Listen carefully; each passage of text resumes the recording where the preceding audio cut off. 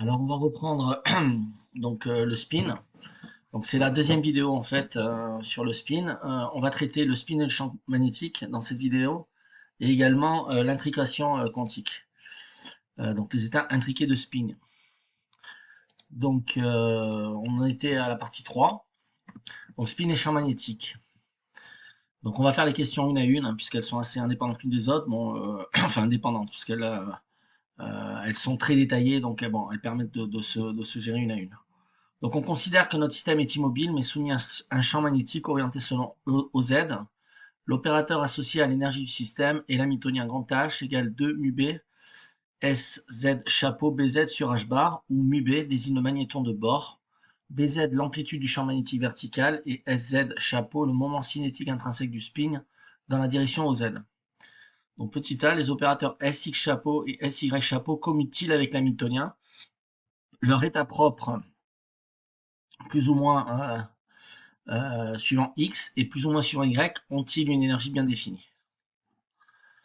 Alors, donc j'ai repris effectivement donc le magnéton de bord, je vous en ai donné l'expression, mais bon, elle n'est pas très très utile dans cet exercice, c'est E H bar sur 2 ME la masse de l'électron. Donc je vous rappelle que le spin, donc mesuré suivant Z, est égal via la constante H bar sur 2 donc à la matrice de Pauli suivant Z, et que donc les vecteurs plus Z plus suivant Z et moins suivant Z sont des vecteurs propres donc de l'opérateur SZ chapeau pour les valeurs propres H bar sur 2 et moins H bar sur 2. Donc j'ai modélisé donc le vecteur champ induction magnétique, donc qui est souvent suivant Z, donc BZ UZ, et on a que l'hamiltonien donc est égal à mu B sigma Z chapeau, donc puisque c'est égal à S bar, on substitue SZ chapeau par en fait H bar sur 2 sigma Z chapeau, puisque c'est l'expression du spin sur la matrice de Pauli dans la direction Z, donc BZ. Mais on peut écrire en fait sigma Z chapeau BZ, c'est en fait le produit scalaire de sigma par B. C'est en fait sigma x chapeau bx chapeau plus sigma y chapeau by chapeau plus sigma z chapeau bz chapeau. Euh, donc le champ magnétique étant orienté uniquement suivant uz, ses composantes suivant x et z sont nulles. Et donc c'est égal en fait à 2 mu b sur h bar fois sigma z bz. Alors, alors effectivement, donc on sait que l'énergie d'un moment magnétique mu dans un champ magnétique B est donnée par E est égal à moins mu scalaire B.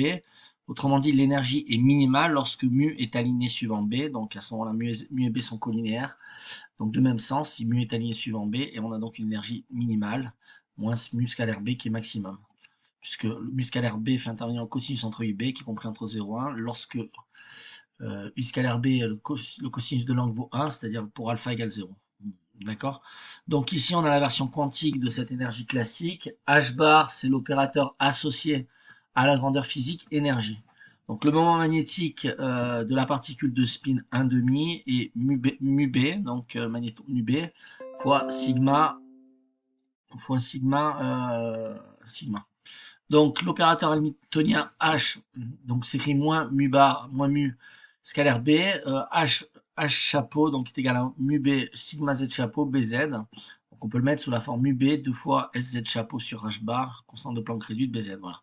Donc ça c'était pour les rappels. Donc clairement SX chapeau et SZ chapeau ne commutent pas avec l'hamiltonien. Donc SX chapeau, donc est égal à h bar sur 2 sigma x chapeau, sy chapeau est égal à h bar sur 2 sigma y chapeau.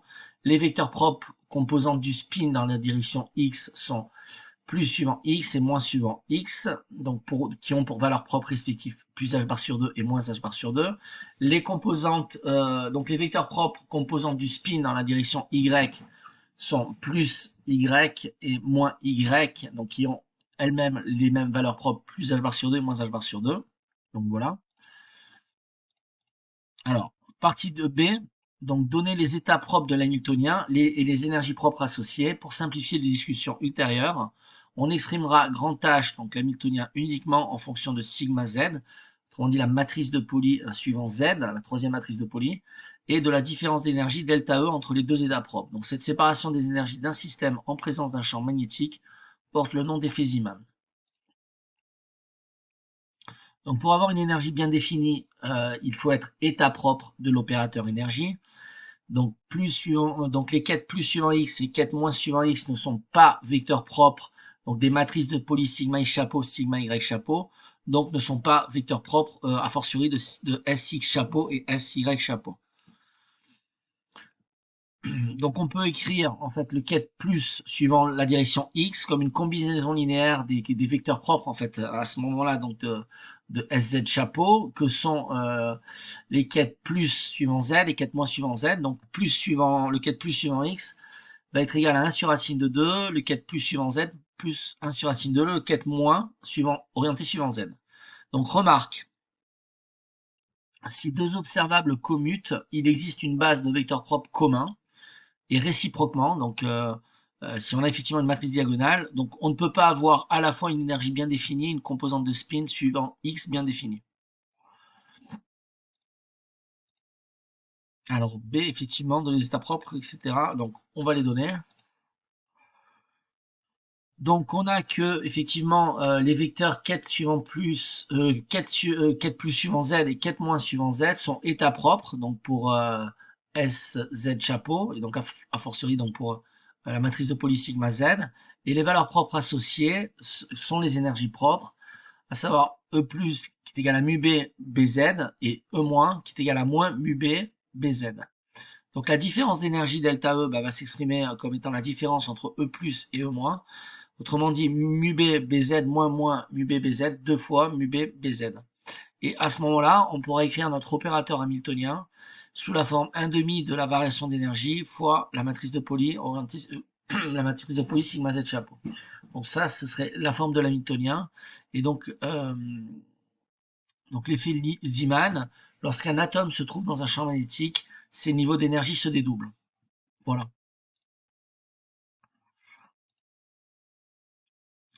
Petit c, d'après l'équation de Schrödinger, les états propres de l'hamiltonien ont une évolution temporelle très simple. Ils évoluent au cours du temps via un terme de phase de type exponentielle moins i oméga i t, et la pulsation oméga i correspondant à chaque état d'énergie EI est simplement donnée par EI égale h bar oméga i. Si l'on prépare le système à l'instant t dans l'état du quête psi 0 qui est égal au quête plus suivant z, que vaut psi de t à un instant ultérieur, et si l'on prépare le système dans l'état psi 0 qui est égal au quête moins suivant z. Donc on fera intervenir la différence d'énergie, delta E, définie ci-dessus. Alors, les niveaux d'énergie correspondent à différentes orbitales atomiques, donc les différentes étapes possibles pour un électron d'un atome soumis au champ électromagnétique du noyau. On passe d'un état propre de l'énergie à un autre par transition. On observe l'émission d'une raie spectrale photonique, suivant la formule de De Broglie et Einstein, je crois, formule d'Einstein, que donc le produit de la constante de Planck par la fréquence qui est égale à delta à la variation d'énergie. Donc c'est l'émission d'une raie spectrale suite en fait d'une raie spectrale suite à l'émission, enfin de l'arrachement d'un électron d'un atome qui est soumis au champ électromagnétique. Donc ceci, quel que soit leur état de spin, donc les électrons dans un même niveau d'énergie. Donc ici il y a les deux états de spin possibles, up et down. Donc un état propre d'énergie vis-à-vis du champ de l'atome. Ici, il existe une énergie supplémentaire en fait due à l'interaction de l'atome avec le champ magnétique extérieur. Et c'est d'ailleurs cette énergie uniquement, c'est cette interaction que l'on va considérer en termes de niveau énergétique. Ok, pas les niveaux intrinsèques d'énergie au sein de l'atome. Ce sont les niveaux énergétiques dus aux fluctuations de notre champ électromagnétique qui influent donc sur nos électrons, nos états de spin. Donc on a, donc je vous rappelle, donc h bar, l'opérateur h bar hamiltonien qui est égal à delta E sur 2 sigma z chapeau, autrement dit, qui est égal à mu b, le magnéton de bord, bz sur 2 sigma z chapeau, matrice de Pauli. Sigma z est une matrice de 2. Donc les états propres de l'hamiltonien ont une évolution temporelle relativement simple. L'état propre correspondant à un certain niveau d'énergie, donc le quête EI à l'instant t, donc est égal, en fait, il suffit de connaître le niveau énergétique du quête EI à l'instant 0, et en fait, il évolue en exponentielle moins i oméga i t, où EI est égal à h bar oméga i, qui est égal à h fois nu i, la fréquence. Donc l'évolution au cours du temps pour un Hamiltonien est donc du type EI de t, donc le ket EI de t va évoluer en exponentielle moins i oméga t fois le ket EI de 0. D'où l'importance de connaître en fait l'état du système, l'état de départ du système.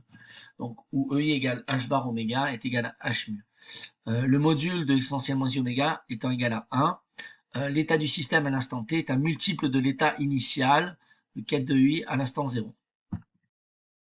C'est en ce sens on parlera d'état stationnaire de l'énergie.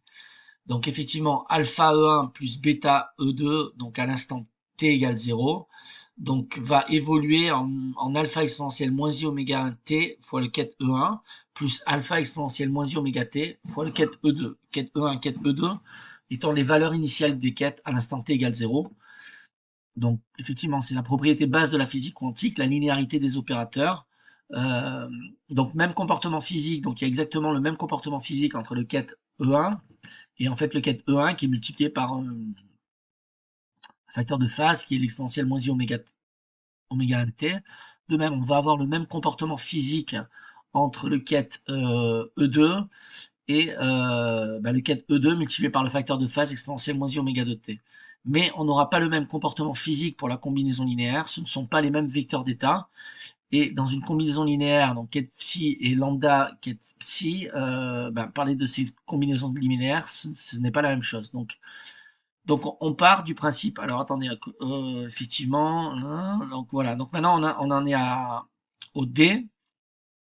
Donc si on prépare le système à l'instant, pas encore. Si on prépare le système à l'instant t dans l'étape psi de 0 qui est égal au ket plus orienté suivant z, que vaut le ket psi de t à un instant ultérieur. Si on prépare le système dans les cas ket plus de 0 est égal moins le ket psi de 0 qui est égal au ket moins orienté suivant z, donc on fera intervenir la différence d'énergie. Bon. Ok. Donc, si on prépare l'état, donc le ket psi en 0, suivant en fait la direction z, donc positivement, donc on peut préparer un système dans un état donné en mesurant la grandeur physique dont l'état voulu est vecteur propre. Okay, donc si le ket si le ket psi 0 qui est égal au ket plus orienté suivant z, alors on va voir psi, le ket psi de t sera de la forme exponentielle moins i oméga plus t ket psi de 0. Donc oméga plus et oméga 0, donc sera de la forme exponentielle moins i oméga 0 t ket psi de 0. Avec E plus qui est égal à delta E sur 2 qui est égal à h bar oméga plus, et E moins qui est égal à moins delta E sur 2 qui est égal à donc h bar oméga moins. Si maintenant le ket, le système est préparé dans l'état du ket psi 0, qui est donc le ket moins, donc orienté suivant z, au cours du temps, on aura l'évolution suivante pour notre fonction d'onde. On aura donc que le ket psi de t sera de la forme exponentielle moins i oméga t, oméga moins t ket psi de 0, donc qui est égal à l'exponentielle plus oméga t ket psi de 0. Effectivement, donc on démarre effectivement avec un spin down dans ce cas-là, puisque spin moins 1,5 dans la direction z. Donc, pour l'évolution de mon état, donc avec oméga 0 qui est égal à delta E sur 2h bar, on a que l'évolution du ket psi au cours du temps, donc le ket psi de t, sera de la forme exponentielle plus delta E, c'est un delta E ici, donc variation d'énergie, delta E sur 2h bar fois le temps, t, donc en facteur de phase, multiplié par le ket psi à l'instant initial 0. Alors maintenant, on prépare le système à l'instant t égale 0 dans un état qui n'est pas un état propre de l'hamiltonien. Donc, on le prépare dans l'état du ket psi de 0 qui est le ket plus orienté suivant x. On nous demande d'exprimer cet état initial psi de 0 dans la base donc des vecteurs propres plus ou moins z, donc des vecteurs propres du spin sz, hein, et en déduire l'évolution de psi de t à tout instant ultérieur. Alors, donc on prépare le système dans l'état du ket psi de 0 qui est égal au ket plus suivant x. Donc on a vu donc précédemment que le ket plus suivant x peut se mettre sous forme de combinaison linéaire des vecteurs propres de la matrice de Pauli sigma z qui sont également les vecteurs propres de la matrice de l'opérateur de spin S chapeau suivant z. Donc sous la forme 1 sur racine de 2 ket plus suivant z plus 1 sur racine de 2 ket moins suivant z. Donc ket plus est normé. on en déduit donc l'évolution de l'état au cours du temps. On ne peut pas appliquer un facteur ici de phase à cet état-là, car le ket plus suivant x n'est pas un état propre de l'hamiltonien, mais chacun des deux vecteurs propres l'est. Donc le vecteur propre plus suivant z et le vecteur propre moins suivant z sont vecteurs propres de notre hamiltonien. L'évolution donc d'une combinaison linéaire, c'est donc par définition même en quantique la combinaison linéaire des évolutions. Autrement dit, on pourra en déduire l'évolution de notre ket q de t. Il va évoluer donc sous la forme 1 sur racine de 2 exponentielle moins i oméga 0 t fois le ket plus orienté suivant z, plus 1 sur racine de 2 exponentielle plus i oméga 0 t fois le ket moins orienté suivant z. Donc soit on est dans un état propre de l'hamiltonien et l'évolution est complètement triviale dès lors que l'on connaît l'énergie. Bien sûr, soit on n'est pas dans un état propre, mais on peut décomposer notre état selon la base des vecteurs propres de l'hamiltonien. Alors petit e, donc par comparaison avec des résultats précédents, alors effectivement là ça fait appel à ma vidéo juste précédente que j'ai fait sur la rotation du spin and Bon voilà, je vais re-expliquer si je peux, sinon je vais partir du principe que c'est des résultats acquis pour vous, puisque c'est juste la vidéo qui précède celle-ci, hein, c'est la partie 2. On traite la partie 2 ici. Donc montrer que l'état de spin duquel psi de t effectue une précession, dite précession de l'armor autour de l'axe OZ. À quel instant atteint-il l'état ket moins suivant x et quelle est la période de précession? Alors, donc là j'ai représenté donc en coordonnées sphériques un vecteur u quelconque. Donc ce vecteur u donc en coordonnées sphériques, ben il est représenté par trois coordonnées, donc sa distance r à l'axe origine et dans le trièdre direct x chapeau y chapeau z chapeau. Donc ce vecteur u fait un angle θ avec z et la projection orthogonale du vecteur u dans le plan x, o, y donne un vecteur qui forme un angle phi avec le vecteur x. Donc on peut décomposer u suivant la base z. On voit que u suivant z chapeau se projette en cos θ. Suivant x, il se projette d'abord en sinus θ, c'est la valeur de la norme de ce vecteur. Sinus θ, donc ce vecteur projeté suivant x, c'est du cosinus phi, donc sinus θ cos phi. Et en y, c'est du sinus θ, donc sinus θ donc qu'on a ici, sinus phi.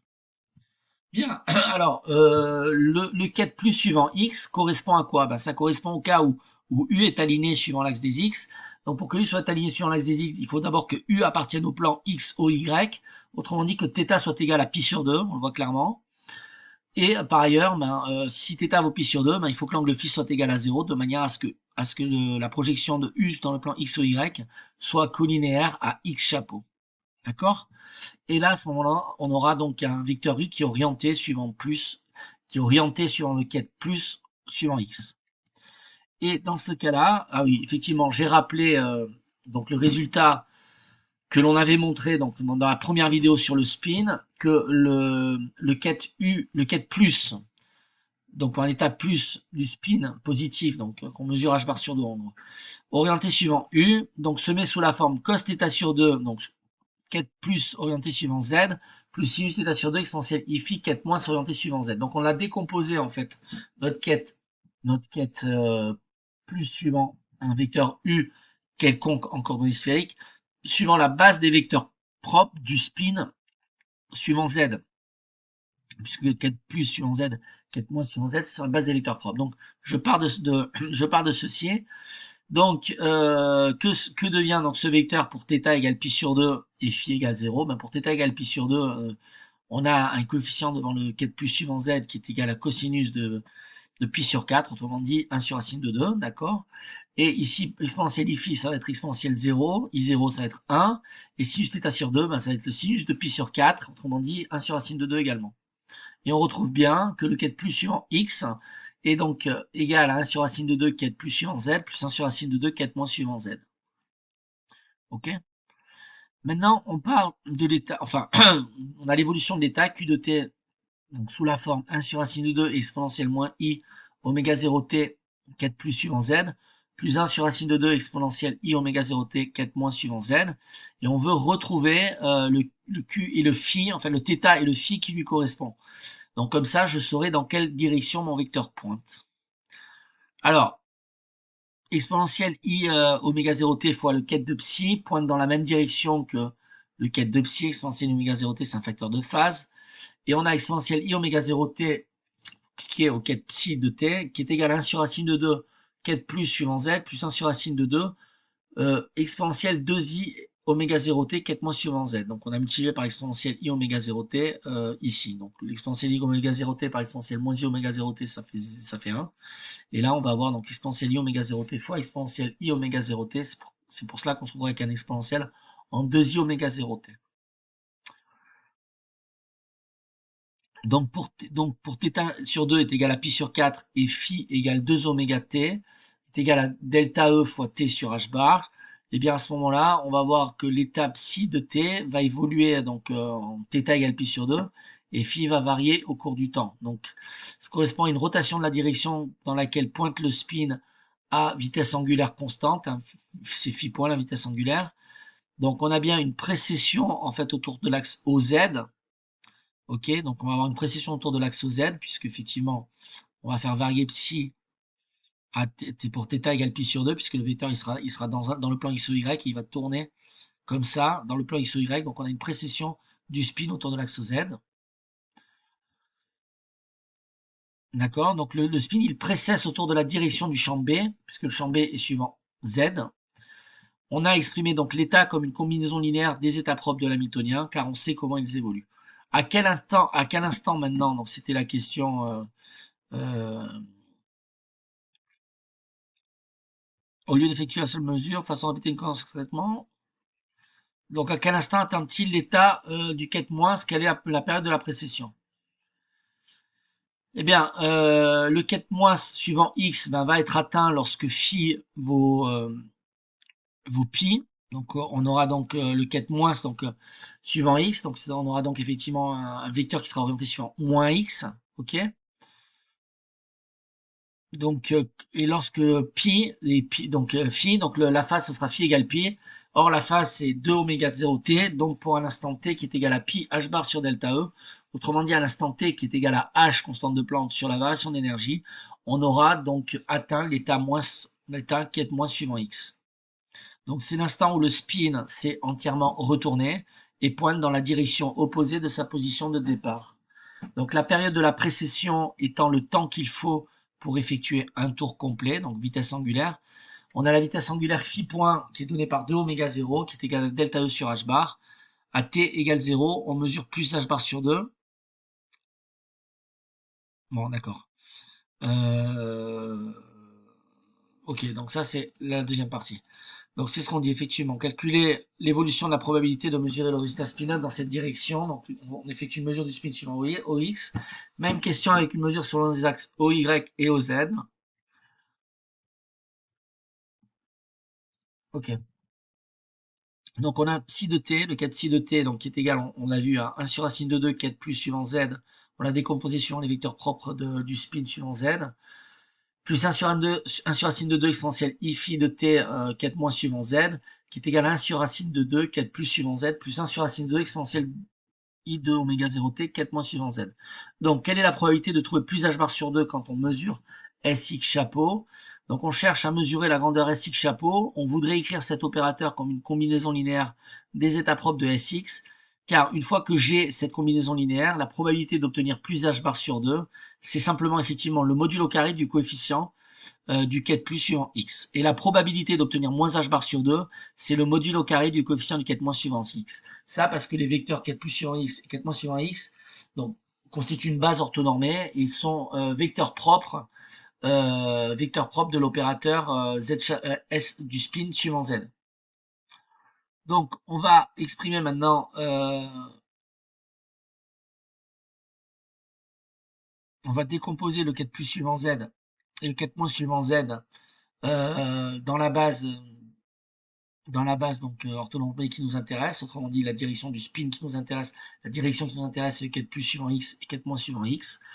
Et donc on va donc avoir que notre vecteur, notre quête psi à l'instant t va être égal à 1 sur racine de 2 facteur, donc 1 sur racine de 2 quête plus suivant x, plus 1 sur racine de 2 quête moins suivant x, plus 1 sur racine de 2 exponentielle 2i oméga 0t, facteur de 1 sur racine de 2 quête plus suivant x, moins 1 sur racine de 2 quête moins suivant x.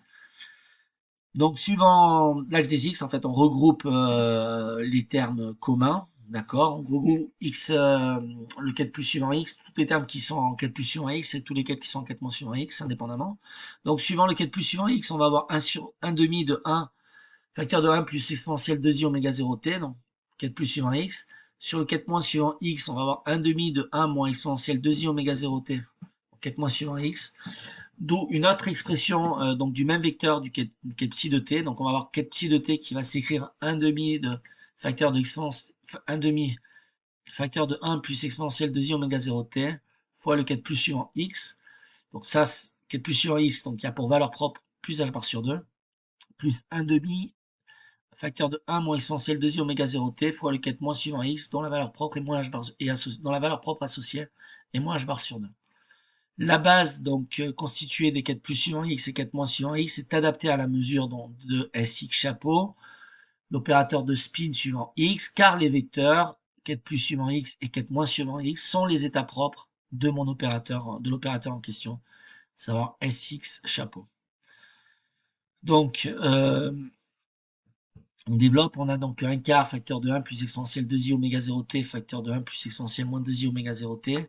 C'est donc un quart facteur de 1 plus 1 plus 2 cos de 2 oméga 0t. On peut le mettre sous la forme 1 demi de 1 plus cos de oméga 0t. Autrement dit, quand on a préparé le quai psi dans l'état qui nous intéresse et que l'on cherche à faire une mesure de spin suivant la direction x, la probabilité de mesurer plus h bar sur 2 va être donnée par 1 demi de 1 facteur de 1 plus cos de oméga 0t, autrement dit de cos carré de oméga 0t. Donc là, j'ai tracé en fonction du temps l'évolution donc de cette probabilité. Cette probabilité est nulle ici à l'instant t qui est égal à pi sur oméga 0. La période de précession étant 2pi sur oméga 0. Et effectivement, cette probabilité est également nulle puisque c'est lorsque le spin s'est retourné et pointe dans la direction opposée du vecteur x. Probabilité maximum ici et ici, et on a une valeur moyenne du spin à 1,5, comme on s'y attendait. Donc 2 oméga sur oméga 0, c'est la période de précession autour de l'axe z. Et de même, on trouvera que la probabilité donc, de mesurer h bar sur 2, c'est 1 moins la probabilité de mesurer h bar sur 2, c'est donc 1 moins cos carré de oméga 0t, c'est donc égal à sinus carré de oméga 0t. On a une deuxième méthode, en fait, une méthode plus directe pour le f. Donc, puisqu'on nous demande de calculer l'évolution de la probabilité de mesurer le résultat spin-up dans cette direction, même question pour une mesure sur les axes OY et OZ. Alors, on a que le quai psi est égal, donc, on peut écrire, c'est une écriture tout à fait possible, est égal donc au quai plus suivant x est égal à une combinaison linéaire du quai plus suivant x, quai moins suivant x, auquel on associe les produits scalaires respectifs comme coefficients. Donc le produit scalaire entre le bras plus suivant x et le quai psi, et le produit scalaire entre le bras moins suivant x et le quai psi. On veut effectivement calculer donc le produit scalaire entre le bras plus suivant x et le quai psi. Le quai plus suivant x s'écrit en vecteur colonne dans la base plus suivant z plus et moins suivant z, donc 1 sur racine de 2, 1 sur racine de 2. Le 4 psi de t s'écrit sous la forme donc 1 sur racine de 2, 1 sur racine de 2 exponentielle i de oméga 0t. Effectivement, c'est une méthode plus directe car on veut juste ce produit scalaire qui nous permet de calculer la probabilité. Autrement dit, le produit scalaire du bras plus suivant x du 4 psi va être égal à 1 sur racine de 2 fois 1 sur racine de 2 plus 1 sur racine de 2 fois 1 sur racine de 2 exponentielle i de oméga 0t. C'est égal à 1 demi facteur de 1 plus exponentielle i de oméga 0t. Donc le module au carré du coefficient, c'est le module au carré du produit scalaire. Alors question G. Au lieu donc d'effectuer une seule mesure à l'instant t, on choisit d'utiliser un dispositif expérimental qui mesure le spin dans la direction x de façon répétée avec une cadence extrêmement rapide, c'est-à-dire que le délai entre chaque mesure est négligeable par rapport à la période de précession de l'armor. Donc qu'observe-t-on très probablement et pourquoi parle-t-on de l'effet Zénon quantique? Alors si on est dans l'étape du quai psi qui est égal à alpha quai plus suivant x plus bêta quai moins suivant x, et que le module de bêta carré est très petit devant le module de alpha carré, on trouvera très probablement plus h bar sur 2. Si tout de suite, après avoir préparé le système, avant qu'il y ait eu le temps de précesser, on mesure h bar sur 2 et on va forcer le système à être donc dans le niveau d'énergie plus h bar sur 2. Il a commencé à tourner certes, mais nous, en le mesurant, on le ramène d'une manière ou d'une autre quelque part à sa position initiale. Donc, en le mesurant très vite, effectivement, on l'empêche de précesser suffisamment pour que la probabilité de mesurer l'état de départ soit un peu significativement différente de 1. C'est-à-dire qu'on scotche le spin dans la direction X. Ok, donc voilà pour cette première partie dans cette vidéo, qui est en fait la troisième partie, hein, sur le spin 1,5. Et maintenant, on va aborder la dernière partie qui est qui parle donc des états intriqués de deux spins. Donc on considère deux qubits constitués de deux particules de spin 1,5, considérées uniquement du point de vue de leur spin. Le premier spin est mesuré par une expérimentatrice dénommée Alice et le second par un expérimentateur dénommé Bob, tous deux situés dans des laboratoires différents. On note EA, l'espace vectoriel des états associés au spin manipulé par Alice avec le quête plus suivant A, et le quête moins suivant A, les états correspondant à une orientation de ce spin suivant selon UZ et selon moins UZ respectivement. De même, on note EB, E indice B, l'espace des états associés au spin manipulé par Bob, quête plus suivant B et quête moins suivant B, donc mesuré par Bob, les états correspondant à une orientation de ce spin suivant UZ et moins UZ. Donc, je vais faire après, je pense, un petit rappel sur le produit tensoriel. Mais bon, avec ces notations, on définit l'espace des états du système global, constitué par les deux spins, donc l'espace des états sonnant E, qui est égal au produit tensoriel entre l'espace des états associés à Alice et l'espace des états associés à Bob. Donc, on note produit tensoriel de EA et EB. Cet espace est simplement décrit par 2 fois 2, 4 états de base, je vais y revenir. Noté plus plus, donc le premier, ça correspond, le premier état correspond à Alice et le deuxième par Bob, plus moins, moins plus et moins moins. Ou plus plus correspond à l'état où les deux spins sont orientés dans la direction UZ. Autrement dit, on peut écrire, effectivement, c'est ça qu'il faut retenir, que le quête plus plus n'est rien d'autre que le quête plus orienté suivant A, tensoré avec le quête plus orienté suivant B, autrement dit le quête plus que mesure Alice, et autrement dit, Alice mesure le code plus et Bob mesure le code plus. Donc les deux sont tensorés. Donc indiquer de même la définition mathématique des vecteurs d'état plus moins plus et moins moins de l'espace des états et préciser ce que doivent faire Alice et Bob pour préparer le système dans ces états. Alors, bon, je fais quelques petits rappels avant de répondre à la question. Donc on est dans état, on cherche le spin 1,5, on s'intéresse uniquement à leur propriété de spin en tant que qubit. Donc A, Alice on va lui associer un espace des états Alice, à B un espace des états Bob. L'espace des états d'un système en fait qui compose deux sous-systèmes, en fait on le modélise à l'aide du produit tensoriel, que notre espace des états tensoré avec l'espace des états B. La base de l'espace des états, alors pour l'espace des états A, c'est une base de dimension 2, dont les deux vecteurs de base sont plus A et moins A, puisque Alice, elle peut mesurer juste un état de spin plus h bar sur 2 ou moins h bar sur 2. Et pour Bob, c'est pareil, il peut mesurer plus Z, donc l'état suivant Z plus, ou l'état suivant moins Z moins.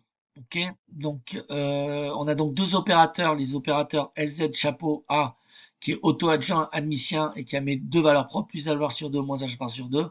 De même pour l'opérateur de spin S chapeau Z de Bob, est un opérateur auto-adjoint hermitien qui admet deux valeurs propres, plus h bar sur 2, moins h bar sur 2. Donc on notera en fait que le quête plus suivant Bob, c'est en fait le quête plus orienté suivant Z suivant Bob, et le quête moins suivant Bob, c'est le quête moins orienté suivant Z suivant Bob. D'après Bob, autrement dit, Bob mesure le spin suivant Z.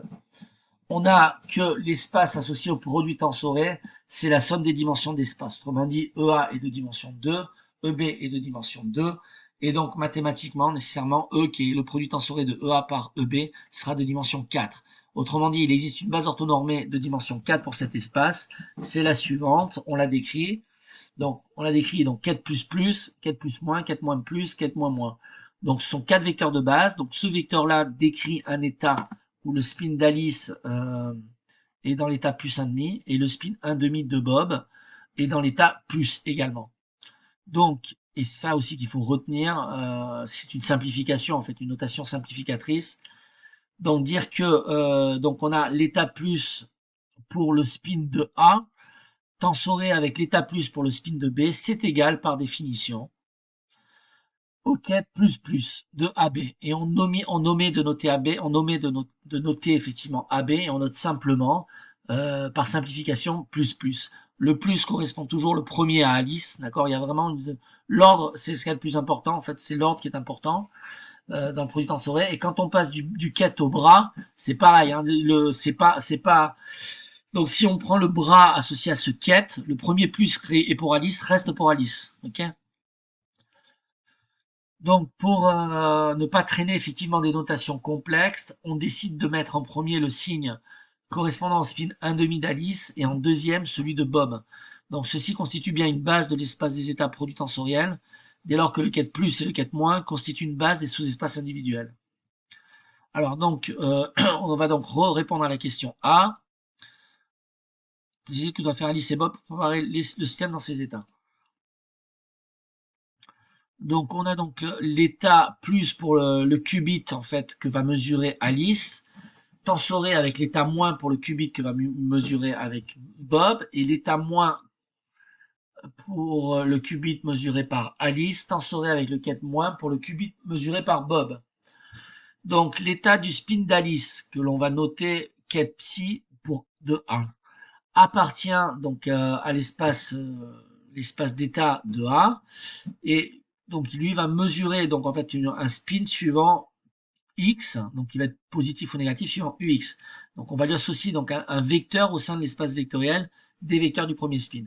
De même pour l'état du spin de Bob que l'on notera quête psi suivant b, pour dire que c'est l'état du spin que Bob va mesurer, donc appartient à l'espace des états de Bob, et Bob va mesurer donc l'état de spin suivant Y, donc en SY chapeau. Donc UY, donc SY chapeau, donc c'est le vecteur propre associé à la valeur propre plus H bar sur 2. Autrement dit, donc quand on a SZ chapeau associé à A et SZ chapeau associé à B, si c'est pas SZ, c'est S. Bon. Ça veut dire que, en fait, ça veut dire que chacun mesure la composante Z du spin, par exemple, avec d'un appareil de Stern-Gerlach. Le système est dans l'état, donc, quête A, quête psi suivant A, tensoré avec quête psi suivant B, car chacun mesure, en fait, le spin de manière indépendante de l'autre. Donc, chacun va préparer son spin de manière indépendante. Alice, son spin, elle va le préparer dans l'état psi A, et Bob va préparer son spin dans l'état psi B. Autrement dit, on va avoir que quête psi A tensoré avec quête psi B va être égal au quête plus suivant x mesuré par Alice, tensoré avec le quête plus suivant y mesuré par B. Donc on voit bien que Alice va mesurer le spin suivant x et B va mesurer le spin suivant y.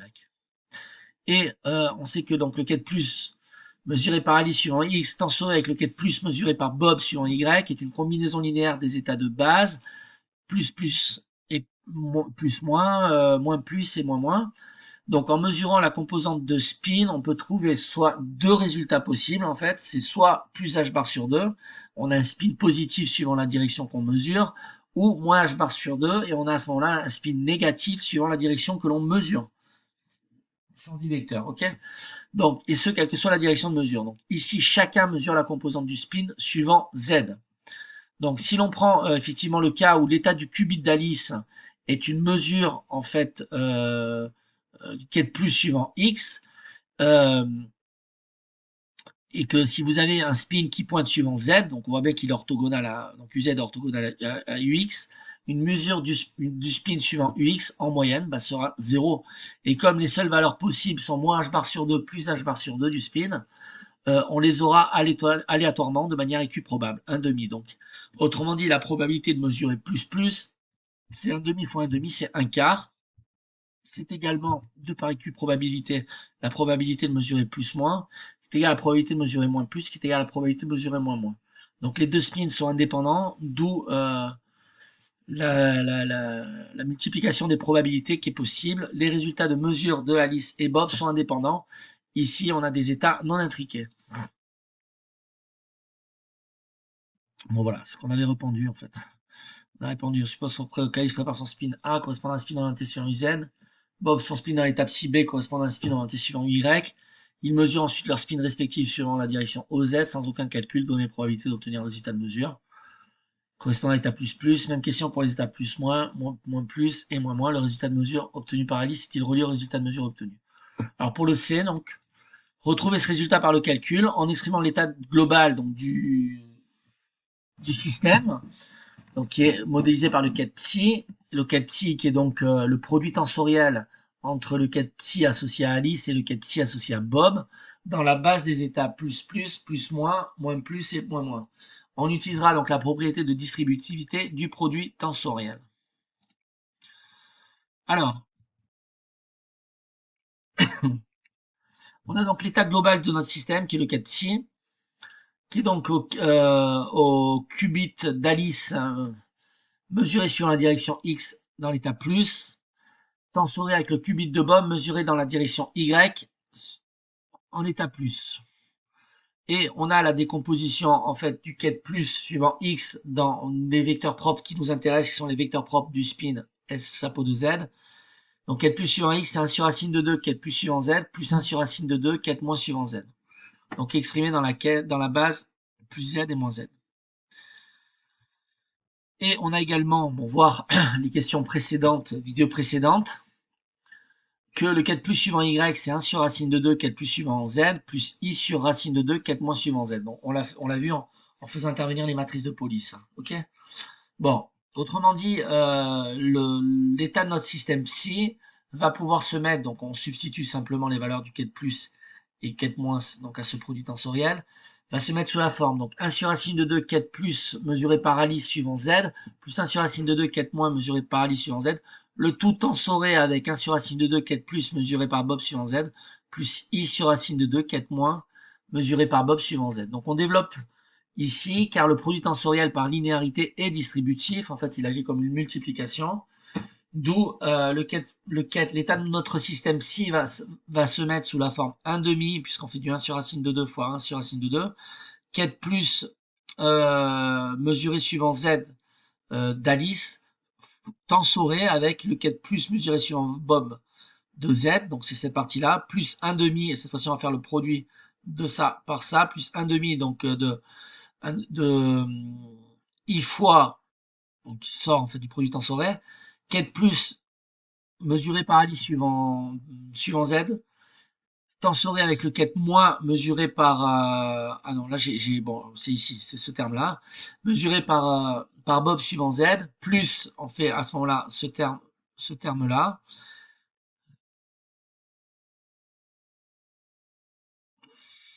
Bon en fait j'ai sommé oui voilà d'accord plus ce terme là donc plus I quête moins mesuré par Alice suivant Z, tensoré avec le quête moins mesuré par Bob suivant Z, ce terme-là j'en ai parlé, plus I sur 2, quête moins tensoré par quête moins mesuré par Alice suivant Z, tensoré avec le quête moins mesuré par Bob suivant Z. Bon, et en fait on retrouve nos notations, donc quête plus tensoré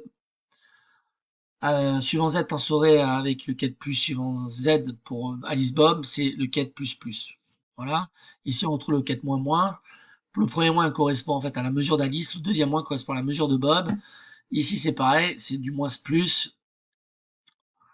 Le premier moins correspond à Alice et le deuxième moins le plus à Bob. Ok. Donc en fait, on peut mettre l'état de notre système global donc sous la forme donc, de la combinaison linéaire donc de la base qui constitue de notre espace qui est le produit tensoriel de deux espaces de dimension 2, celui d'Alice et celui de Bob, donc sous la forme 1 demi donc du vecteur de base plus plus, moins I sur 2 vecteur de base moins moins, plus 1 demi vecteur de base moins plus I sur 2 vecteur de base moins plus. Donc ceci étant égal au produit tensoriel donc du quête plus orienté suivant X pour mesurer par Alice par le quête plus mesuré par Bob suivant Y. Donc c'est simplement une réécriture dans la base plus moins, etc. Donc l'opérateur de mesure maintenant, qui est donc le produit tensoriel entre l'opérateur de spin suivant Z mesuré par Alice et l'opérateur de spin suivant Z mesuré par Bob, c'est l'opérateur donc produit tensoriel qui combine donc la composante du spin suivant A, suivant Alice, et la composante du spin, donc sous-entendu mesuré suivant Z pour Bob. Eh bien, donc comment va agir cet opérateur sur notre état qui est non intriqué, d'accord? Donc non intriqué parce qu'on a effectivement une valeur pour le premier vecteur et une valeur pour le deuxième. Donc on va voir que donc l'opérateur constitué par le produit tensoriel entre l'opérateur lui-même de spin mesuré par Alice suivant Z et l'opérateur de spin mesuré par Bob suivant Z appliqué donc au quête plus suivant Z mesuré par Alice tensoré avec le quête plus mesuré suivant Z par Bob va être égal à donc à h bar sur 2 quête plus mesuré par Alice suivant Z tensoré avec h bar sur 2 quête plus mesuré par Bob suivant Z. Donc on a bien un état non intriqué, je le répète, c'est-à-dire une valeur pour le premier, une valeur pour le deuxième, donc bien définie. La règle, c'est rappel, on fait agir effectivement le produit tensoriel composante par composante, effectivement. Donc on a bien fait agir le produit tensoriel. Donc ici, on a fait agir donc la première composante, c'est-à-dire l'opérateur de spin suivant Z de Alice agit sur le premier vecteur, c'est-à-dire agit sur l'espace d'Alice.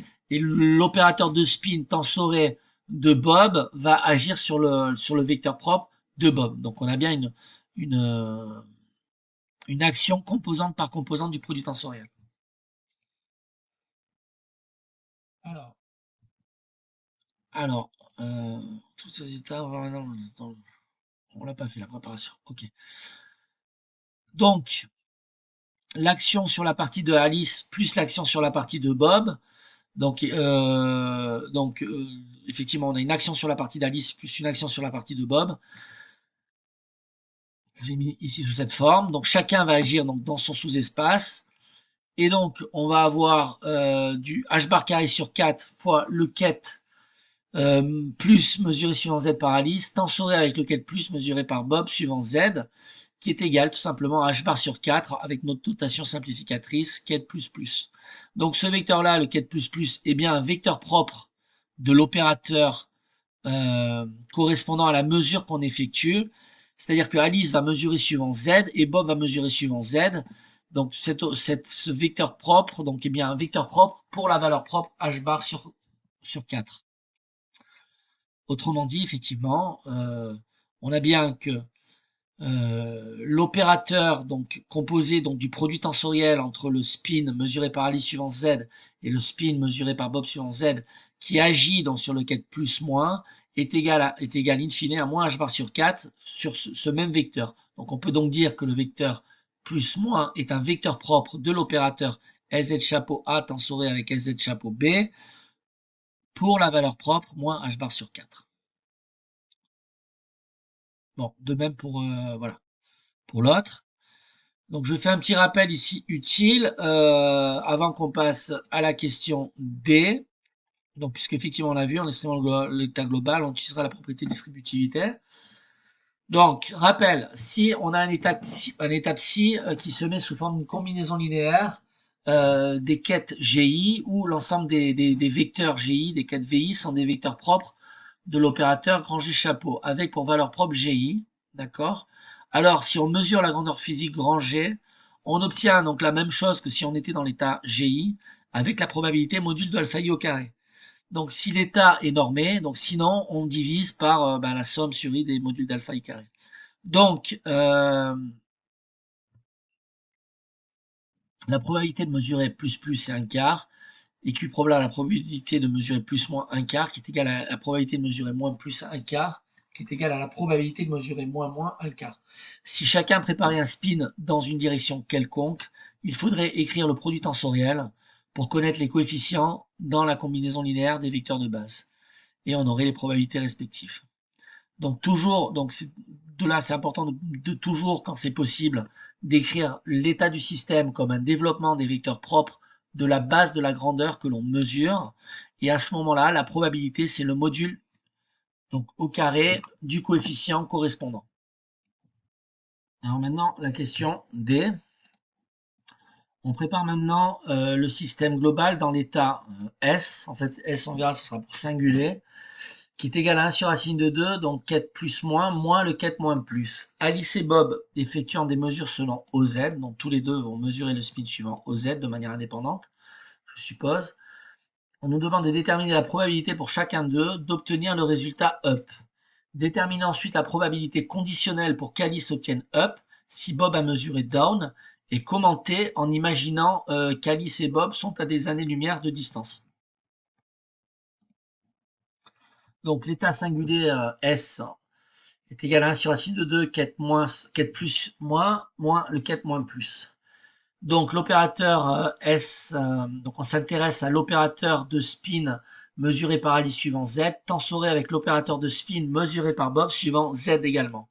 Alice et Bob mesurent sur chacun de leurs qubits suivant la direction Z. Donc chacun mesure indépendamment l'opérateur.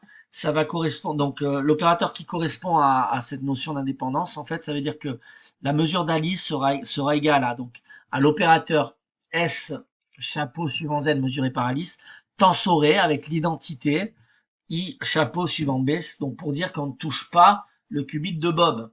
Donc si on applique cet opérateur à l'état du système, donc S chapeau suivant Z mesuré par Alice, tensoré avec l'opérateur identité, donc I chapeau suivant B, étant un opérateur linéaire, on va avoir, donc on ne touche pas au qubit de Bob ici, effectivement, on va voir que donc comment cet opérateur va agir sur l'état singulier. Donc l'état singulier, on le prend ici et on applique cet opérateur à l'état singulier. Autrement dit, donc l'opération donc SZ mesuré par A tensoré avec identité suivant B appliquée à l'opérateur S va être égal à 1 sur racine de 2 H bar sur 2 ket plus mesuré par Alice, tensoré avec le ket moins mesuré par B. L'identité appliquée à moins, ça reste moins, puisque effectivement, donc on ne touche pas au qubit mesuré par Bob, moins, donc 1 sur racine de 2. Ici, on va avoir donc moins H bar sur 2, ket moins mesuré par Alice, puisqu'on a moins, donc c'est moins H bar sur 2 qui va sortir, tensoré avec le ket plus mesuré par Bob, puisqu'ici on a du ket plus mesuré par Bob, et Alice mesure indépendamment de Bob, donc on ne touche pas au résultat de la mesure de Bob. Effectivement, Alice mesure ici son propre qubit, et c'est tout. Donc on réécrit tout en notation simplifiée, donc S suivant Z chapeau mesuré par Alice, tensoré avec I identité mesurée par Bob suivant appliqué au ket singulier S va être égal à H bar sur 2, 1 sur racine de 2 ket plus moins H bar sur 2 ket moins plus. Donc action de l'opérateur sur S bar. Donc dans l'état plus moins, Alice mesure up, et dans l'état moins plus, Alice mesure down, c'est un moins ici. Up étant plus H bar sur 2 et down étant moins H bar sur 2. Donc la probabilité que A mesure up, finalement, c'est égal au module carré de ce coefficient, c'est égal à 1 sur racine de 2 carré, donc 1 demi. Et la probabilité que Alice mesure down est donc égal au module carré de ce coefficient, c'est égal à 1 sur racine de 2 carré, c'est égal à 1 demi. Donc similairement pour Bob, maintenant l'opérateur sera donc S chapeau mesuré suivant Z par Bob. On va lui associer l'opérateur donc identité suivant A chapeau pour dire qu'on ne touche pas en fait au qubit mesuré par Alice. C'est une mesure indépendante. Chacun mesure le spin suivant Z de manière indépendante. Donc tensoré avec l'opérateur SZ chapeau mesuré par Bob. Donc si on mesure la grandeur rangée, on a juste à développer effectivement l'état du système selon les vecteurs propres de la base de G, et les probabilités se déduiront en prenant les modules au carré des coefficients correspondants. Bien. Donc de même, on va voir que la probabilité que Bob mesure up est égale à 1 demi, et la probabilité que Bob mesure down est égale à 1 demi. Alors, dans ce cas-là, et c'est en fait, je crois que ce qu'on me demande dès lors que Bob mesure up. Alors, effectivement, en fait, il y a ce qu'on appelle l'interprétation de Copenhague. Bon, l'interprétation ou la simplification connue sous le nom de Copenhague, c'est dès lors que on a déterminé que B mesurait down, ici on avait le moins dans le premier état, et ben on considère que tout ce qui vient après est sans valeur en fait. Donc tout se passe comme si le système avait été dans cet état.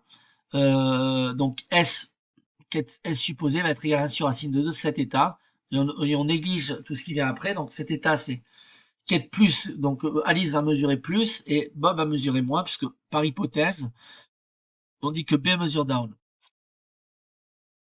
Donc Alice aura mesuré le quête plus, car il n'y a pas d'autre possibilité, puisque B mesure down. Bon, c'est la simplification de Copenhague. Donc alors A mesure up à coup sûr. Si maintenant on est dans l'état de départ, donc singulier, 1 sur racine de 2, quête plus moins, moins 1 sur racine de 2, quête moins plus, je vous rappelle le quête plus moins, c'est Bob mesure l'état plus, pardon, Alice mesure l'état plus et Bob mesure l'état moins. Là, c'est Alice mesure l'état moins et Bob mesure l'état plus, donc on respecte la séquentialité Alice-Bob. Bob fait une mesure de la composante de son spin, donc on va appliquer l'opérateur, donc identité suivant A, puisque Bob n'influe pas sur la mesure du spin de Alice. Okay, donc tensoré avec S chapeau mesuré suivant Z par Bob. Donc B fait une mesure sur son propre qubit. Il n'y a pas d'action à distance à proprement parler. Et on a donc l'opérateur IA chapeau tensoré avec l'opérateur SZ chapeau mesuré par Bob appliqué à l'état singulier S va être égal à moins h bar sur 2, 1 sur racine de 2, quête plus moins h bar sur 2 fois 1 sur racine de 2, quête moins plus. Donc si B mesure down dans la simplification de Copenhague, donc si B mesure down, bah, tout ça, ça va disparaître. En réalité, si B fait cette mesure, son appareil de mesure se retrouve intriqué. Bon, c'est l'interprétation quantique. Donc dès lors que vous faites une mesure donc en quantique, bon bah, l'état est intriqué avec l'appareil de mesure. Bon, si on avait été dans l'état plus moins, alors avec la mesure de Bob, on aurait obtenu un état moins h bar sur 2, donc quête plus moins tensoré avec vue down, donc ce serait l'état global. Si on avait été dans l'état plus moins, moins plus, on aurait obtenu h bar sur 2 quête moins plus, qui est donc l'état propre, donc ne change pas. Vue down par Bob. Donc après la mesure. Donc on est dans l'état plus moins. Moins 1 sur racine de 2 qui est moins plus. Alors par linéarité de la physique quantique, après la mesure d'une base orthonormée, donc on va se retrouver dans l'état moins h bar sur 2, 1 sur racine de 2, quête plus moins, tensoré avec avec le quête qui a été vu quête négative, vu quête moins par Bob, plus 1 sur racine de 2, on touche pas au quête moins plus, tensoré avec le quête vu positivement par Bob. Donc Alice va mesurer donc le spin suivant Z et donc va appliquer comme opérateur SZ chapeau donc de A, tensoré avec l'identité suivant B, puisque Alice ne touche pas à la mesure de Bob. Ici, peu importe si Bob a déjà fait sa mesure, on la fera après, car Alice mesure son spin et elle ne va pas modifier le spin de Bob qui se trouve peut-être à des années-lumière. Donc on va avoir moins h bar sur 4, 1 sur racine de 2, donc facteur de 1 sur racine de 2 qui est plus moins tensoré avec vue plus par Alice tensoré avec vue moins par Bob, plus h bar sur 4, facteur de 1 sur racine de 2 qui est moins plus tensoré avec qui est vue moins par Alice, tensoré avec qui est vue plus par Bob. La composante Alice a vu et Bob a vu plus. Bon, effectivement, c'est voilà. Ok. Ensuite, question E. On se demande si Alice obtiendrait des résultats différents en mesurant son spin selon une autre orientation. Donc on va définir SX chapeau suivant A, enfin S chapeau mesuré par Alice suivant X, S chapeau mesuré par Alice suivant Y, et S chapeau mesuré par Alice suivant Z, les opérateurs de spin, donc dans les directions UX, UY et UZ, agissant uniquement sur son spin et laissant inchangés les états de spin de Bob. Donc, rappelez l'action de ces opérateurs sur les vecteurs, plus A et moins A, et en déduire leurs actions sur les états plus, moins plus et moins moins. Ok. Alors là, en fait, j'ai résumé des choses que vous devez savoir, que vous savez si vous avez vu les vidéos précédentes. Sur les matrices de Pauli, bon, c'est bon de les connaître, les matrices de Pauli, parce que ça aide beaucoup.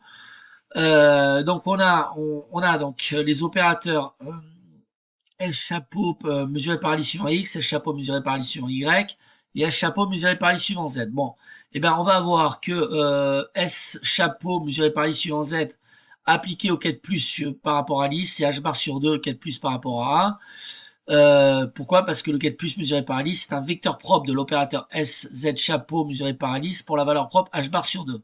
Et c'est exactement la même chose avec le quête moins mesuré par Alice.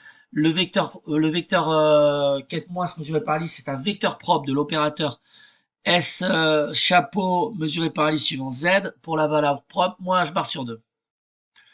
De même, je vous rappelle la matrice de Pauli suivant X et la matrice de Pauli suivant Y.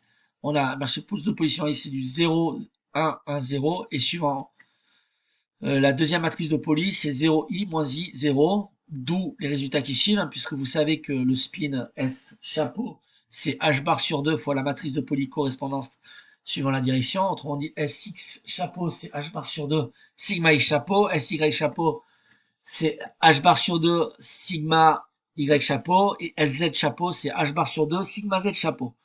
Donc on utilise tout ça, les matrices de Pauli, et on en déduit que également, en fait les opérations intriguées, on a dit que SX chapeau mesuré par A appliqué au quête moins suivant A, c'est plus H bar sur 2 quête plus suivant A, et SY chapeau appliqué par Alice au quête plus A est égal à I H bar sur 2 quête moins suivant A. De même, SY dans S, le spin mesuré suivant Y par rapport à Alice, donc appliqué au quête moins mesuré par Alice, c'est égal à moins IH bar sur 2 quête plus mesuré par Alice. Donc en déduire leur action sur les états, donc plus, moins, moins, eh bien on va avoir que l'opérateur, donc produit tensoriel entre l'opérateur de spin suivant Z mesuré par Alice et effectivement l'opérateur identité pour Bob appliqué donc au quête va être égal à H bar sur 2 au quête plus. Autrement dit, le quête plus est un vecteur propre de l'opérateur SZ chapeau mesuré par Alice tensoré avec l'identité de Bob pour la valeur propre H bar sur 2. On a exactement la même chose avec le quête plus moins qui est un vecteur propre de l'opérateur SZ chapeau mesuré par Alice, donc suivant Z, tensoré avec l'identité suivante B. Donc pour la valeur propre H bar sur 2. On va avoir ensuite, bon je vous les donne, hein, vous les vérifierez par vous-même. Donc SX mesuré par Alice tensoré avec IB identité appliquée au quête plus moins, eh bien ça va être égal à H bar sur 2 quête moins moins moins. SX chapeau donc mesuré par rapport à SX chapeau mesuré par Alice tensoré avec identité de Bob appliqué au quête moins plus, ça va être H bar sur 2 quête plus, et SX chapeau mesuré par Alice, donc sur la direction X, tensoré avec l'identité de B, puis au quête moins, ça va être H bar sur 2 quête plus moins. Autrement dit, je vous ai écrit ici la matrice qui représente l'opérateur composante de spin A suivant X, SX H chapeau, donc puisqu'on est dans une matrice 4-4, il y a 4 composantes de dimension 4, 0, 0, 1, 0, 0, 0, 1, 0, 1, 0, 0, 0 et 0, 1, 0, 1. Autrement dit, vous voyez que l'image du troisième vecteur de base, je crois, ici, c'est moins plus, non, moins plus, et ben c'est égal au premier vecteur de base plus, ok? Et l'image du quatrième vecteur de base qui doit être moins, il est où? Voilà, non, il est là. Et bien c'est égal au deuxième vecteur de base plus moins, voilà. Alors, petit f, et c'est là le plus important, je crois qu'on va terminer par ça. Donc, calculer la valeur moyenne donc de SZ chapeau mesuré par Alice, autrement dit, de l'opérateur de spin suivant Z mesuré par Alice, pour le système qui est préparé dans l'état singulier S. Même question pour les opérateurs S chapeau suivant X pour Alice et S chapeau suivant Y pour Alice. En déduire la valeur moyenne de la projection de ce spin dans une direction quelconque U. Voilà. Alors, calculer, je vous rappelle, la valeur moyenne pour un opérateur.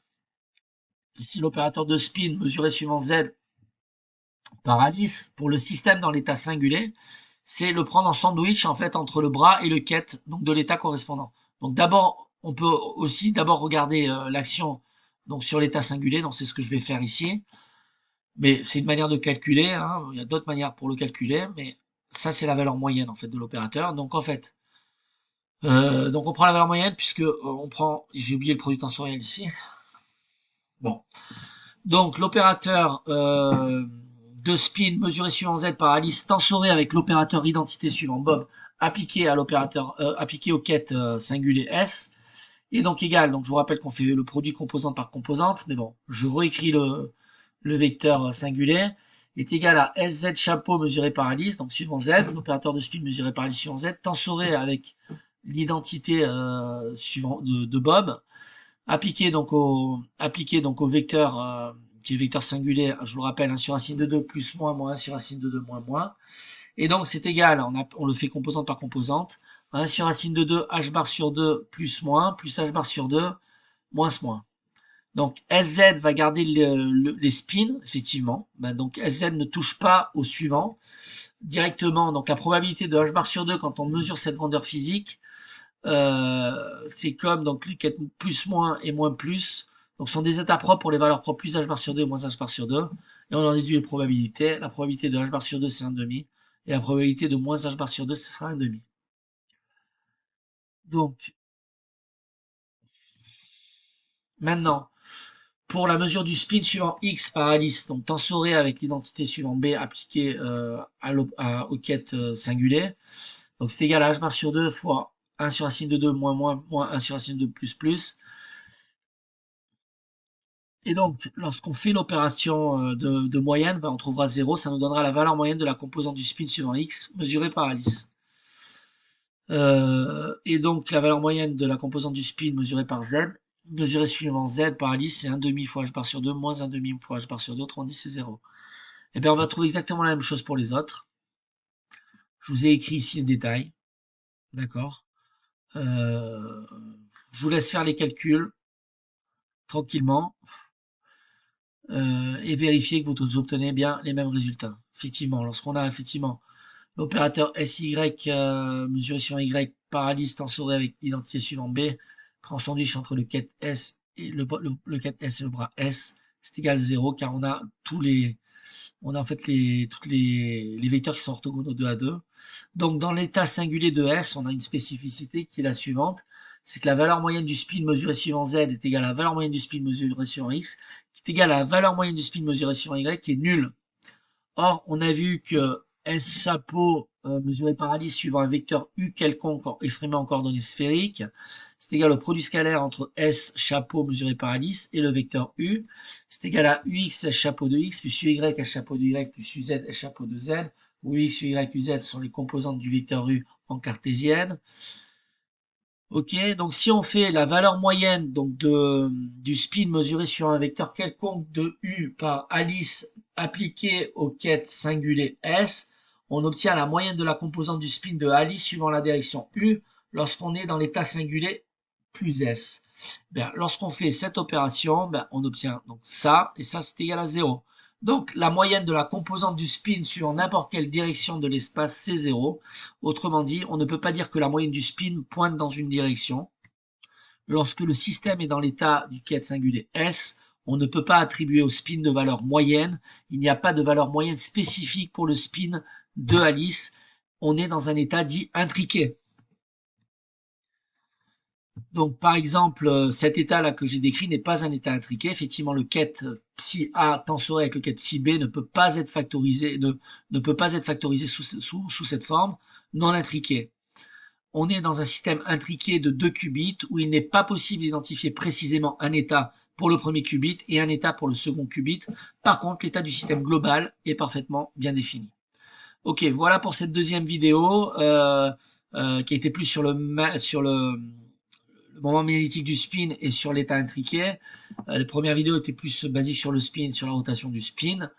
Bon, vous avez vu dans ma chaîne, j'ai fait quand même pas mal de vidéos là-dessus. Il y a une raison en quantique, mais je pense que je vais m'arrêter maintenant sur les vidéos du spin. A priori, je ferai un cours peut-être d'une demi-heure sur le spin et sur l'algèbre des spins en quantique.